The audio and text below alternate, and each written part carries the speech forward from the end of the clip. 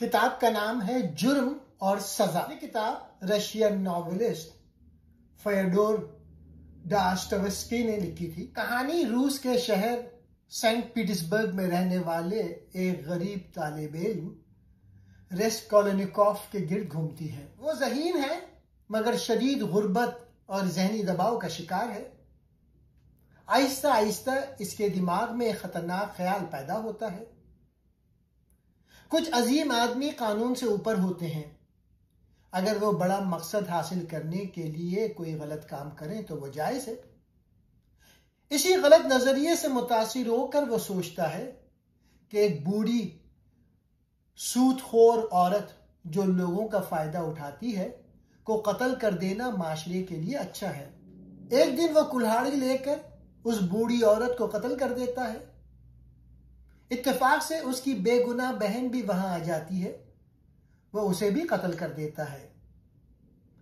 यहां से उसकी तबाही शुरू होती है।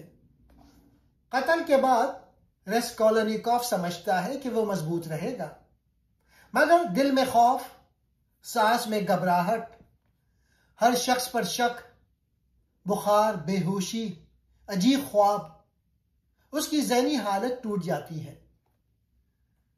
पुलिस का दबाव। पुलिस को शुबा तो होता है मगर वो कोई सबूत नहीं मिलता।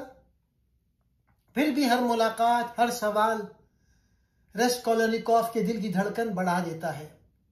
वो बाहर से मजबूत दिखाता है लेकिन अंदर से टूट रहा होता है। सोनिया, मोहब्बत और रोशनी। उसकी मुलाकात सोनिया से होती है जो अपने खानदान के लिए कुर्बानी देने वाली नेक दिल लड़की है। सोनिया उसके दिल में नरमी और इंसानियत जगाती है। वो उसे कहती है, सच बताओ, एतराफ करो, यही तुम्हारी निजात है।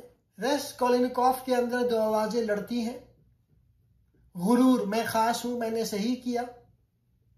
दूसरी आवाज जमीर की, तुम कातिल हो, बेगुनाह को मारा, सच बताओ। यही जुर्म और सजा है। जुर्म बाहर का होता है, सजा अंदर से शुरू हो जाती है। एतराफ। आखिरकार वो सोनिया के कहने पर थक हार कर पुलिस के सामने एतराफ कर देता है। पुलिस उसे साइबेरियन जेल भेज देती है। अंजाम और नया जन्म। जेल में सख्त जिंदगी गुजारते हुए उसका गुरूर टूट जाता है। वो पहली बार महसूस करता है कि वो खास नहीं, उसने गलत किया। जिंदगी की असल कदर मोहब्बत, ईमान और इंसानियत है। सोनिया जेल तक उसके साथ रहती है। वो उसकी वाहिद उम्मीद और रोशनी बनती है। आखिर में रेस्कोलेनिकोव एक नई जिंदगी का आगाज करता है, रूहानी तौर पे दोबारा पैदा होता है। नॉवेल का आसान एक जुमले का खुलासा। इंसान जुर्म से नहीं अपने ज़मीर से सजा पाता है और सच्चाई उसे आजाद करती है। इस नॉवेल का कुछ मरकजी पैगाम है। इंसान अपने गुनाह से नहीं बच सकता। अगर कोई आदमी गलत काम करे, जुल्म करे या किसी की जान ले ले, तो चाहे वो कितना होशियार या ताकतवर हो, उसका दिल उसे सुकून नहीं लेने देता। रेस्कोलेनिकोव ने सोचा था कि वो खास इंसान है और कत्ल करके भी आराम से जी लेगा, लेकिन अंदर से वो टूट गया, डर गया और हमेशा बेचैन रहा। खुद को सबसे बेहतर समझना इंसान को बर्बाद कर देता है। रेस्कोलेनिकोव समझता था कि कुछ लोग इतने खास होते हैं कि वो कानून तोड़ सकते हैं, मगर नॉवेल कहता है कोई भी इंसान कानून और इखलाक से बड़ा नहीं होता। निजात सिर्फ सच बोलने से मिलती है। जब तक रेस्कोलेनिकोव ने अपने जुर्म का एतराफ नहीं किया, वो अंदर से कैद और परेशान था। सच बोलने ने उसे आजाद कर दिया।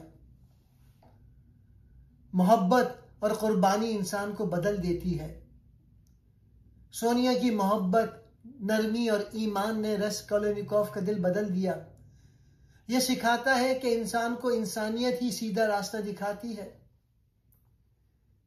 तकलीफ इंसान को मजबूत बनाती है। जैसे मुसन्निफ कहता है, अगर इंसान तकलीफ को बर्दाश्त करे और मान ले तो वो अंदर से बेहतर और मजबूत बन जाता है। रस्कोलेनिकोव ने यही किया और बदल गया। गुनाह इंसान को बाहर से नहीं अंदर से खत्म करता है और सच उसे आजाद कर देता है। यही एक जुमला है इस पूरी किताब का निचोड़।